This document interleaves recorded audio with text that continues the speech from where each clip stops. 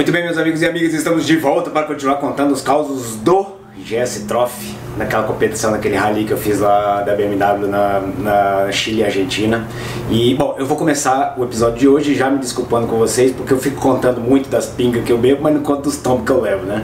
Pois é, levei 2 capotes gigantescos, um literal.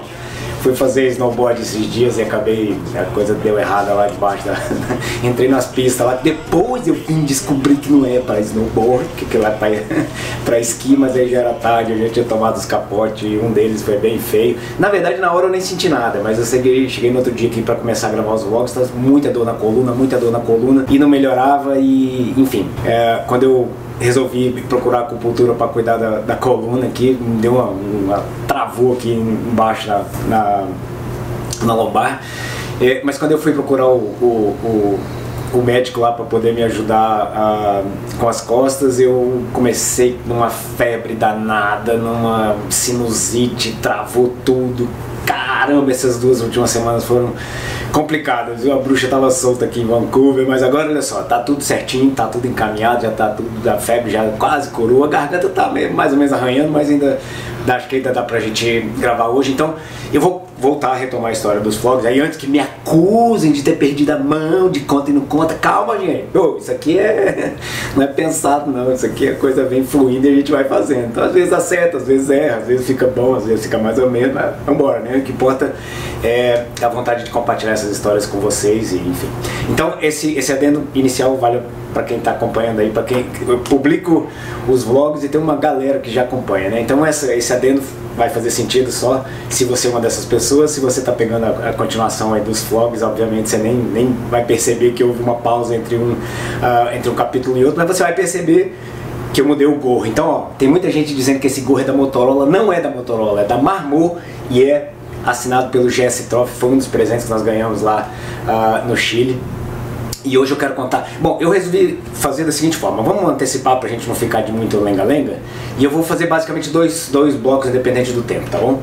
Um bloco, que vai ser o de hoje, eu vou contar das especiais, o que eram as especiais, afinal de contas, o que era a competição no meio de um rally de camaradagem, e aí eu volto com a história mais surreal de todas, para o último episódio, e eu vou contar pra vocês do Ian de Troyes, mas calma. Antes de contar do Ian, dizer quem é o Ian, vamos para confusão. Então, olha só, recapitulando, eu saí do Brasil por uma ideia de representar o Brasil num rally mundial da BMW, chamado GS Trophy. Eu só tinha na ideia ainda o que era o Camel Trophy da Land Rover, mas não tinha a menor ideia do que era a BMW, nem que era o rally, nem como era possível você competir e fazer amizade ao mesmo tempo. São duas coisas meio né? Bom, ainda mais falando de moto, né? De bicicleta é diferente porque você tem uma atitude, acho que assim, mais cara aberta, né? E a de moto eu acho que é por conta do barulho, por conta daquela armadura, por conta do capacete, relativamente normal você ter contato com competidores. Então é uma ombrada, enfim, é uma pedrada que você toma no peito lá, que a moto da frente acelera, é mais violento o negócio, sabe? Não é assim tão ameno como a bicicleta, mas tem uma coisa super legal de diferença, que eu acho que assim, na bicicleta eu comecei a entender o que era competir depois de 10 anos de pedal. Então me falaram uma vez que a musculatura leva mais ou menos 10 anos para ser feita, para ser compensada no pedal, e isso foi verdade comigo. Então só depois de 10 anos que eu comecei a entender o que era competir em cima de uma bicicleta. Já a moto não, a moto é uma coisa mais, é claro que tem um exercício físico, tem um requerimento físico muito grande, mas o tempero maior fica realmente por conta da sua habilidade em conduzir, da sua destreza em lidar com a motocicleta e fazer dela a extensão do seu corpo. E nesse contexto todo foi super legal descobrir como é que a BMW resolveu essa história de competir sem levar as pessoas para um extremo da competição, né? De um rally, imagina por exemplo um Dakar, mesmo Dakar ou Rally dos Sertões, a gente tem um comprometimento médico, porque o risco é muito alto, né? Você está botando as pessoas no limite de tudo e ainda por cima tem que navegar e aquela coisa toda. Então, o que a BMW fez para ser a alma do Trophy? Ela tirou as pessoas da competição. A competição eram atividades no decorrer do dia. Então 2, 3 atividades no decorrer do dia, das mais variadas possíveis, assim, de tirar foto no primeiro dia, a uma etapa de trial com as GS 800, incrível. Eu nunca imaginei ser possível fazer aquilo com a moto, de você realmente ficar se equilibrando e fazendo manobras em 90 graus, e cara, fazendo coisas assustadoras, assim, e isso já no primeiro dia. No segundo dia nós já amanhecemos dentro de um rio. Então nós fomos acordados e caímos todo mundo para dentro de uma missão de fazer um rafting em umas águas geladas de um rio maravilhoso ali na Patagônia, e a competição era simplesmente você atravessar, cumprir o rafting em equipes, né? 2 equipes misturadas. No segundo dia nós andamos com os alemães e foi super legal porque a gente já tinha feito uma amizade muito bacana com os argentinos. No segundo dia já fizemos uma amizade muito legal com os alemães, enfim. Um deles não falava inglês, mas o cara era tão simpático, assim, o cara queria, sabe, ser amigo da gente de toda maneira, cara, e ele só sorria, e era um barato, assim, a relação que a gente teve com eles, assim, de ter os outros membros da equipe tendo que fazer a tradução para ele do que estava acontecendo. E eu acho que, em termos de provas especiais, eu acho que a grande... Bom, teve subida no Eletronador, temos provas, assim, incríveis. Eu acho que o ponto alto, me recordando agora do que aconteceu, o ponto alto realmente foi uma das manhãs que nós saímos do acampamento já na Argentina e chegamos ali perto do Eletronador. Eu não sei exatamente onde é a região, mas é uma região super bonita, e imagina aquele comboio de 100 motos andando rápido pela estrada, e de repente nós paramos no meio do nada e a gente estava no meio de uma pista de supercross, exatamente. Agora imagina uma GS 800, 200 quilos, uma pista de supercross. E aí a missão era simples, acho que era uma bateria de 20 minutos, mais 2 voltas, e era o pega pra capar. Eles simplesmente pegaram os pilotos e soltaram os pilotos numa pista de supercross. Então a primeira volta pra mim foi terror e pânico, porque eu não estava pronto para fazer uma prova de motocross no meio de um rally, né? E mesmo assim não tinha ainda a lembrança de como era você voar em cima de uma moto. Aliás, lembrança não tinha a experiência mesmo de poder voar na Big Trail. E a primeira volta foi relativamente assim, tentando reconhecer o terreno. A pista estava muito dura, muito seca, muita areia. O problema é que o argentino botou na frente. Isso não se faz. Com o brasileiro não se faz jamais colocar a roda não dá. É a mesma coisa que você chamar pra morte. E aí o Luciano Cadeira já emendou o primeiro duplo, e eu falei, não, mas peraí, o Cadeira vai, eu também vou. Eu sei que é o seguinte, nós demos aquelas voltas todas, é claro, pessoal fora de treino, né, de motocross. Com o tempo alguns começaram a parar, começaram a diminuir a toada, mas quem tinha mais resistência física foi dobrando o cabo sem dó. Assim, cara, foi incrível poder descobrir fazendo o que uma Big Trail faz sem preparação. A moto original, a moto, enfim, praticamente tinha os pneus biscoito e tinha alguns acessórios da Touratech de proteção, né, do cárter, enfim. Não era uma moto com suspensão trabalhada, não tinha nada de diferente do que uma GS 800 sai da concessionária, e a gente estava simplesmente brincando numa pista de supercross, dando esses voos aí que você tá acompanhando. E a notícia super triste é que nós tivemos o acidente mais grave de todo o rally durante essa etapa, que por mais que parecesse uma brincadeira, era super valendo, que ninguém estava brincando ali, estava todo mundo acelerando muito forte, mas por conta de um posicionamento mal dimensionado de um dos atletas canadenses, inclusive um dos pilotos canadenses, ele acabou perdendo a mão. E aí a moto, o que acontece? Você acelera nesse sentido. Quando você não está bem posicionado sobre a moto, com a gravidade, você acelera e a sua tendência é ir para trás. Então é a moto ir para frente, você tem que estar junto. Quando você não está junto e começa a acelerar, quanto mais para trás, mais você acelera. Você não consegue fazer o movimento ao contrário para cortar.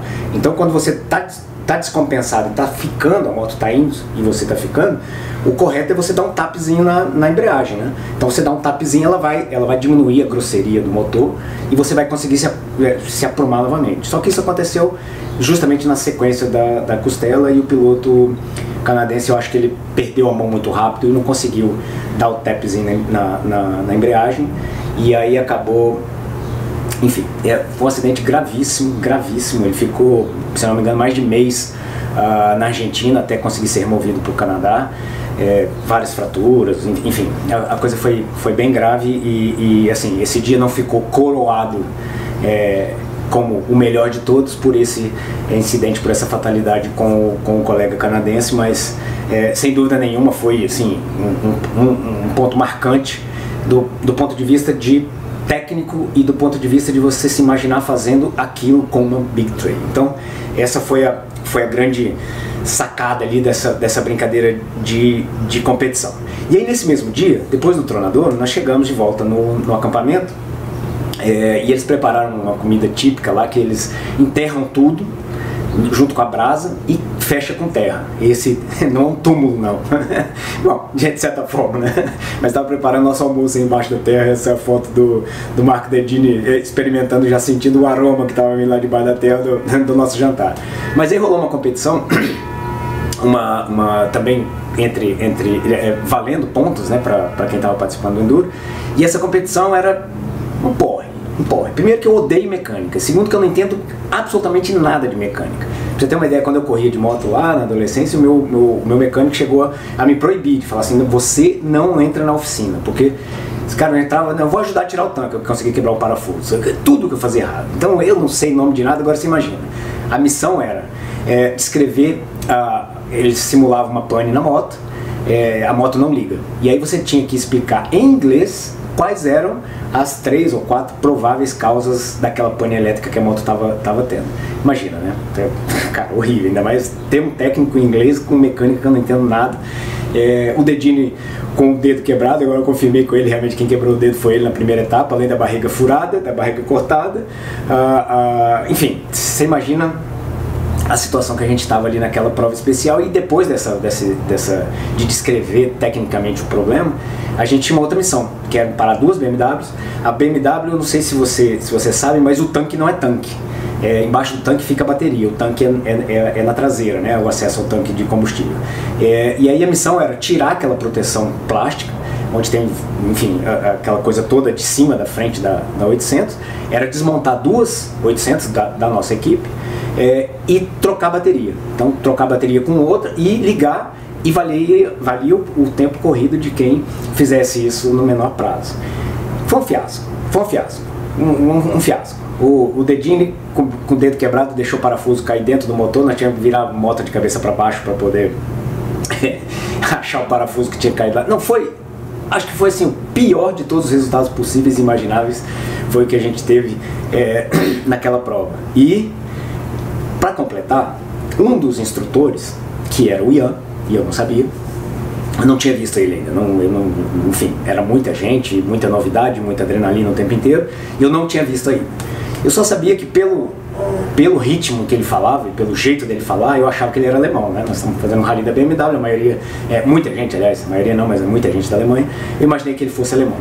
E aí, ele, quando acabou a prova, eu tava pé da vida, eu tava, nossa senhora, nervoso demais, por conta do desempenho que a gente teve, o bife que a gente teve. E aí, ele chegou pra mim e falou assim, olha, de tudo que eu já vi na minha vida, vocês foram os piores. Eu nunca vi ninguém em cima de uma moto ou na volta de uma moto tão ruim quanto vocês. Aí eu fiquei mais mordido ainda, mas cara, como assim, né, velho?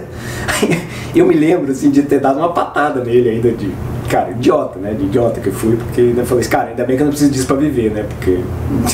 Mas assim, sabe aquela coisa, idiota. Foi como eu me senti, não só pela etapa, mas também pela minha resposta pro Ian. Bom, acabou a etapa, nós fomos pro jantar, e depois do jantar nós tivemos o anúncio do que seria a etapa seguinte. A etapa seguinte era a maior especial de todas, voltando pro Chile. A gente teria lá, se não me engano, 500 e poucos quilômetros de duração, a prova longa, a prova do dia, e estradas vicinais, um passo fronteiriço praticamente abandonado, com uma previsão de puro motocross durante uma etapa muito longa, né? Uma etapa total de mais de 500 km, a gente deveria ter mais de 200 km de uma especial de motocross atravessando a fronteira da Argentina para o Chile. E até então, todo mundo era muito uniforme, todo mundo andava muito. menos a equipe japonesa. A equipe japonesa tinha 2 campeões, aliás, tinha um jornalista que anda muito, até hoje acompanha, ele me chama direto para ele gosta muito de ir ali para Mongólia, fazer uns tours de moto ali para Mongólia, ele sempre está me chamando e ele andava muito. Um outro integrante era um campeão de motocross japonês, e aí havia então um advogado de Tóquio que ele não andava nada, nós tivemos uma prova no meio do areião lá, ele, enfim, não saiu do chão, sabe, enfim, tivemos uma prova especial que era simplesmente um bate-volta numa areia de praia, numa areia vulcânica lá, muita gente caiu, machucou, mas os japoneses eram a pior equipe. E quem era o guia? O Ian. Então foi anunciado na noite daquele dia que no outro dia, no derradeiro dia, derradeiro não, porque ia ter mais uma etapa no vulcão Vila Rica, no Chile, mas naquele dia que seria a etapa mais gloriosa de todas, com mais de 500 km de especial, o nosso guia seria o Ian Detuat. O Ian tinha, sei lá, 1,80 m, mas eu imagino que ele devesse ter 60 e poucos anos de idade. E eu olhei e falei, bom, o cara é alemão, mal encarado, mal educado, eu dei uma patada nele, ele deve ter uns 60 e tantos anos de idade, não anda coisa nenhuma, e a gente foi sorteado para andar com os japoneses que não andam nada, né? O time, enquanto time, não anda nada.